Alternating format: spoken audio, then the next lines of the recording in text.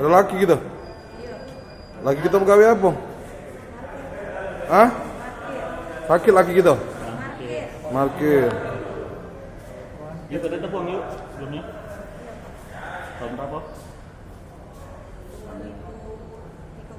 Berapa lama? Penggalakan jabatan. Tempat pegawai. Iya. Sampai apa? Dari Tahu yang mana? di motor. Emang nggak tahu limangnya yang mana? Tidak, Pak. Selagi lewat langsung next. Mana sekarang apinya? Dijual Jual mana? online. Online. Berapa duit? Juta 700. Di kafe Iya. 300. Bang, untuk TSK satunya bang yang perempuan bang yang melakukan pencurian handphone di dashboard motor gimana itu bang?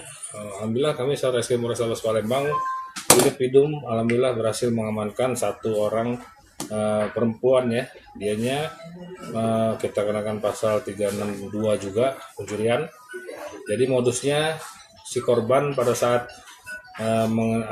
dia menaruh HP korbannya di dalam box motor. Pada saat sampai rumah dia langsung masuk korbannya ke rumah. Dia lupa ada HP-nya di box motor tersebut, sehingga dia ingat dia balik ke motor. Pas dia lihat, dicek sudah tidak ada lagi HP-nya. Hasil keterangan kita telusuri, kita cek apakah ada CCTV di sana.